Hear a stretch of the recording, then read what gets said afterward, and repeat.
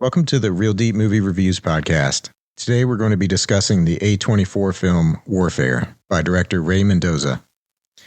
Quick warning to our listeners, there will be plenty of spoilers throughout our discussion today.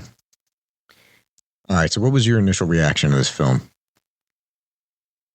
Honestly, I thought it was good. You know, it's like I thought it was good. I don't think it was like the best movie of all time, but I think for what it was trying to do, which was show us a realistic interpretation of what he experienced in the war, I thought it did that really well. You know, like I really don't have any criticisms or like big things to say about it. I thought it was a good movie. I thought it proved the point it was trying to make. I thought it did a good job with what it was trying to do. Yeah, I kind of had a similar reaction. I mean, after watching it, you're kind of like, I feel like throughout the movie, it's a little like, wow. Yeah. You know, like it feels like what it would be like to be there, right? And I agree. I think that's what he was going for. He being Ray Mendoza. So Ray Mendoza, the director, was a Navy SEAL and was in Ramadi in Iraq in 2006. And that's where the film takes place, right? And so for those of you who don't know, Ramadi in 2006 was like the worst place in Iraq, the most violent, the most intense fighting. And so he wanted to create a movie that brought to the audience what it was like for him and his teammates there. Mm-hmm. So, you know, before we get much farther in, you know, a quick shout out and thank you to all the veterans and active service members out there. You know, you guys doing your jobs allows us to do things like talk on a podcast. So thank you again. Mm-hmm. Yeah, you know, I think it's interesting. Like there were some criticisms about the movie just focusing on the sort of the intensity or what it was like for these people rather than this bigger, more geopolitical plot line. Right. Mm-hmm. And that kind of baffles me because I feel like he was pretty clear what he was trying to do. Yeah. No, it was pretty clear to me that this movie was not, because nothing about it is set up like a normal movie. Like we're not getting backstories. We're not getting these big action scenes with music. And like, that's not what this movie's about. There's never a time in this movie that you get that impression. And I don't know. I think that's a really poor argument to make against a movie because it was never set up to be that. And it was never, you know what I mean? Like it seems like you're misinformed to even to have that opinion because that was never what the movie was supposed to be. Right. Like I don't want him to spend 30 minutes of the movie with some politicians in Washington discussing the war in Iraq or, you know, generals and admirals talking about a mission they're about to conduct. And then, you know, there are movies like that, right? Mm-hmm. And some of those movies are great. But that's not what he was doing, right? Like I don't think you can have this sort of visceral, intense, in the moment film and feel like you're seeing what it would be like to be there, but also pull back to 30,000 feet and show the decision-making in Washington or, you know, the commanders on the ground. Like it just doesn't, those two things don't fit to me. It's supposed to be an in the moment. Like there's basically like two time settings in the movie. There's like the nights that they like take this house and then like the morning of that next day. And that's it. Those are the only two times in the movie that you ever, and the majority of the movie is that morning. Like it's maybe 5 minutes in that night where they kind of take the house and like, that's their new little like base of operations for that day.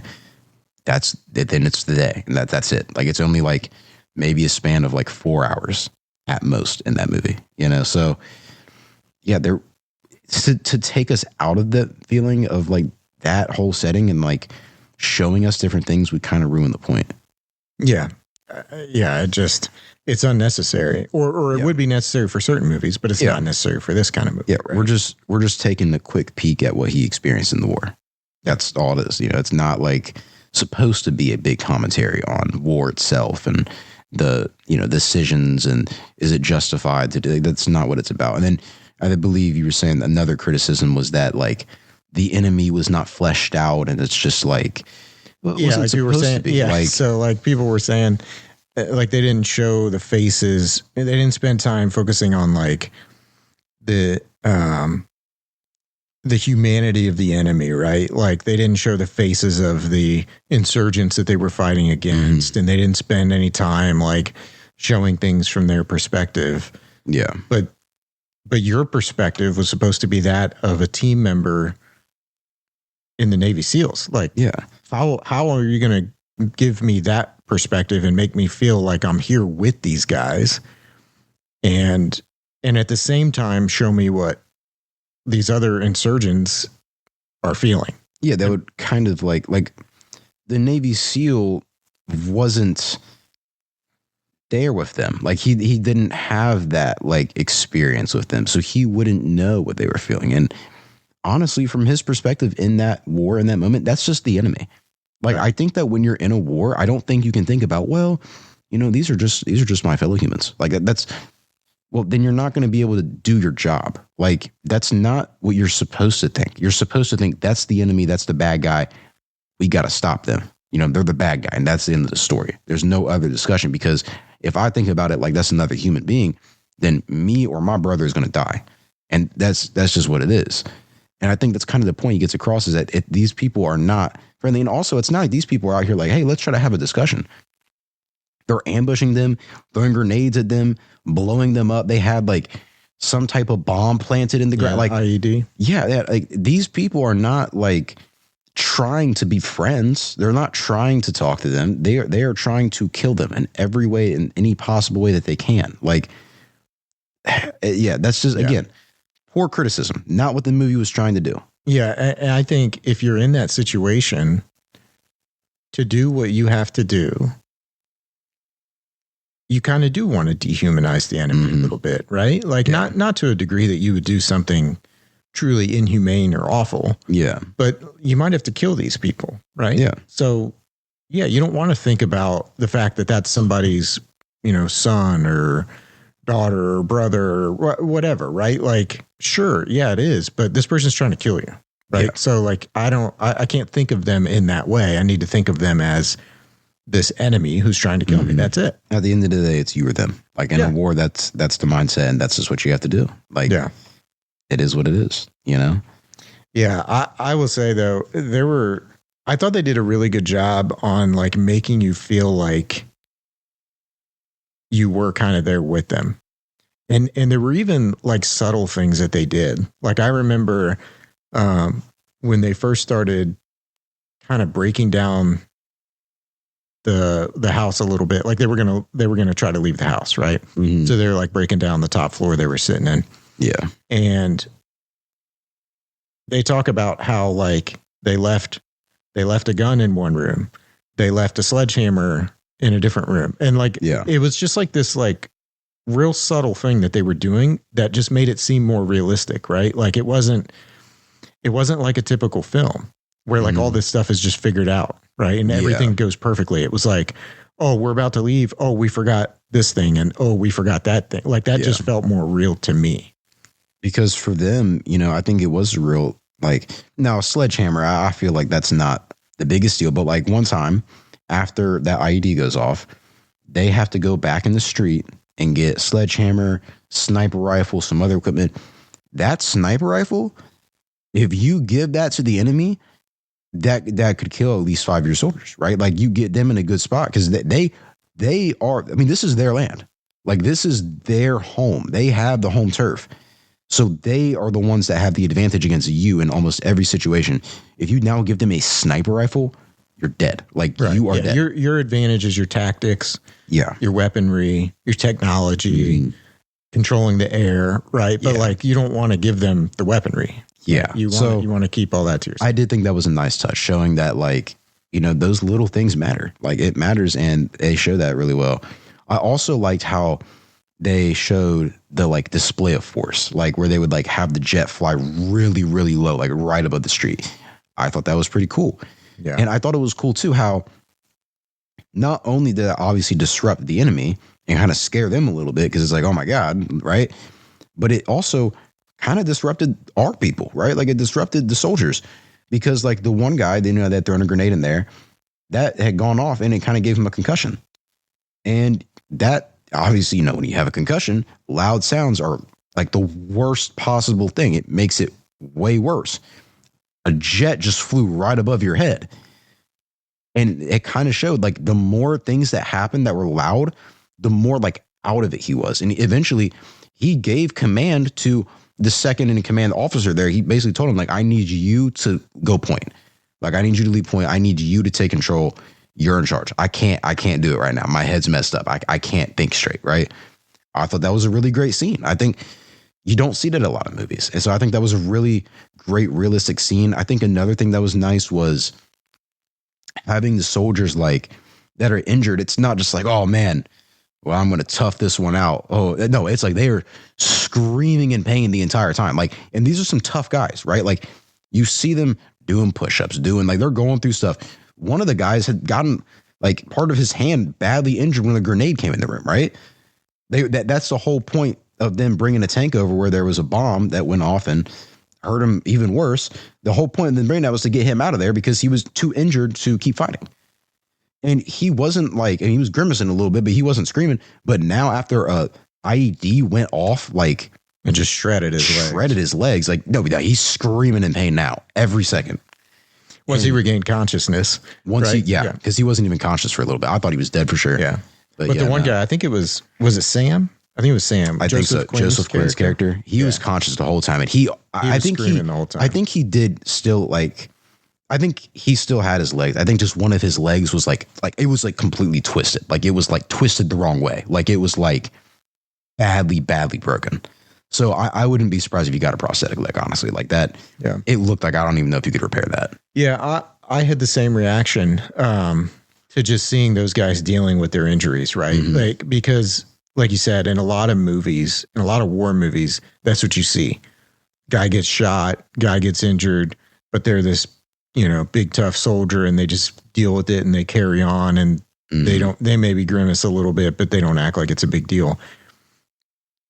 I mean, I'm sorry, but I just don't think it's as realistic, right? Yeah. Like, I feel like if your legs got shredded by an explosion, you're more likely to be screaming. And yeah, these are tough guys. Like what it takes to become a Navy SEAL is insane. And these guys are mentally tough and physically tough. And so if there's anybody that can deal with that kind of stuff, it's these guys. Yeah. And so I thought they did a great job of showing the humanity of the SEALs and what it was like to see their brothers getting blown up like that and dealing with that and having that happen to them. Right. And to be in that much pain and to be kind of realistic about it. This is what it was like. Yeah, we're tough guys, but guess what? Like if you blow up our legs, like it's going to freaking hurt and we're going to be screaming about it. Right. Yeah.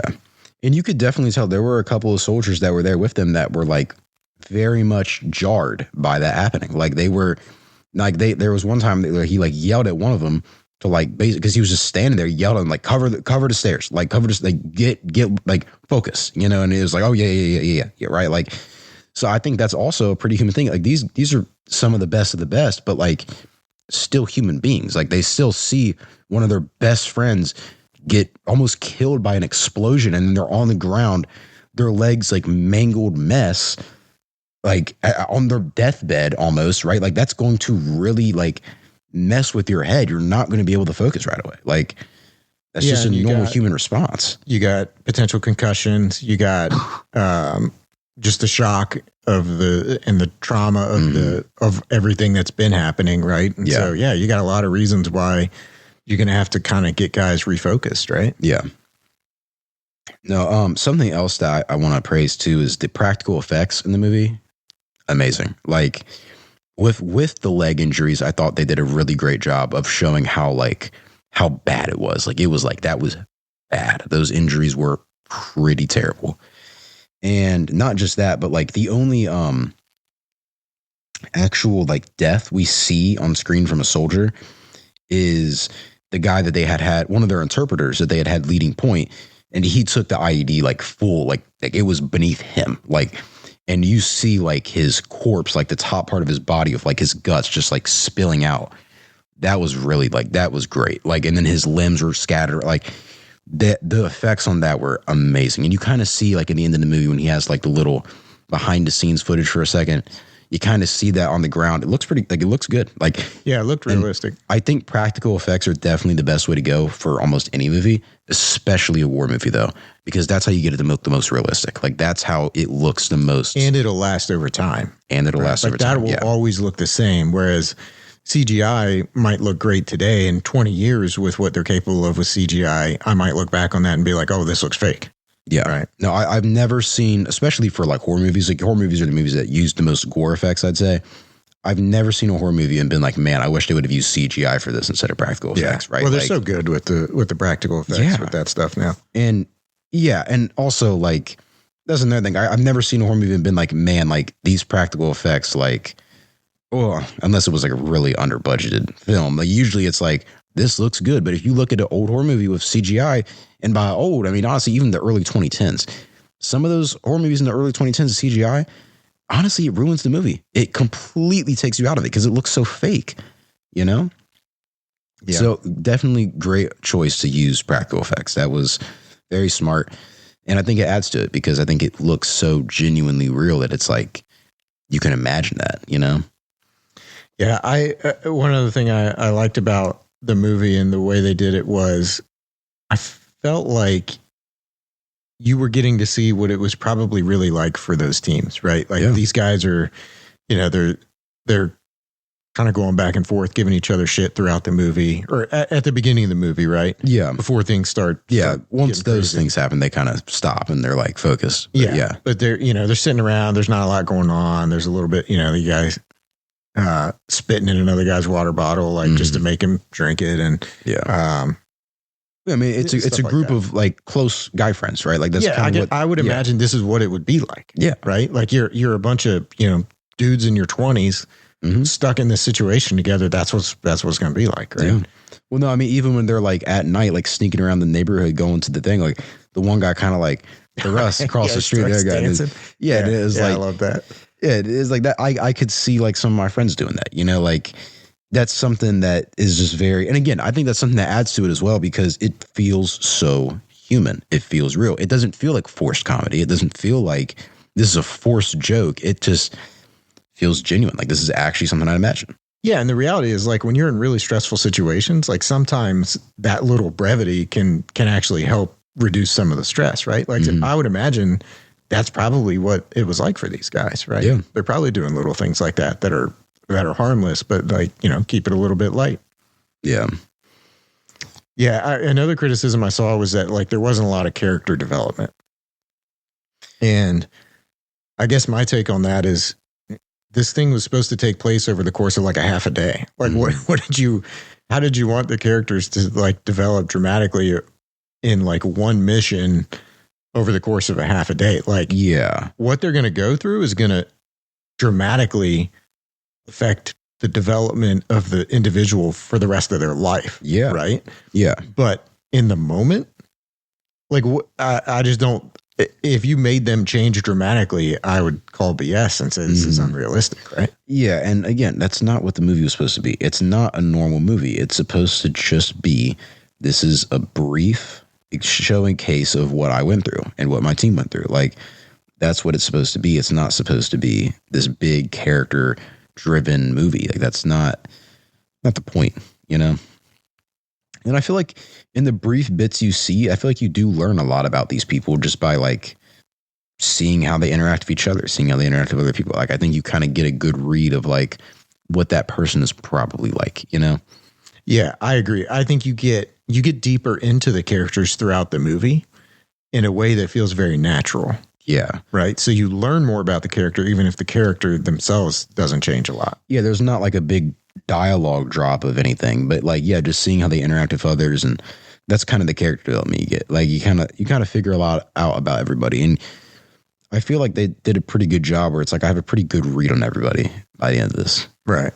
Yeah. To do any more development, you would need a bunch of exposition. Yeah. Right? And that wouldn't make sense for where it was taking place and what was happening.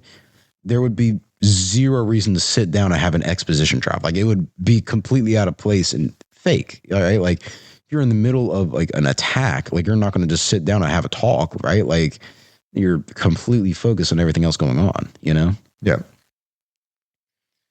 So yeah, I think that a lot of the criticism seemed to come from people who just didn't really understand what the point of the movie was.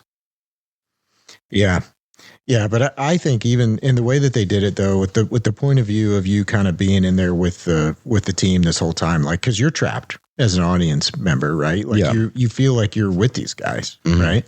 I thought that they told a great story, and like you said, I think you still get to see some of the more deeper parts of those characters without having to do all the extraneous stuff. You know, I will say that the guy who played Mendoza, right, Dozer, is, I don't know how to pronounce his full name, but I think his last name's Wunatai. I thought he did great.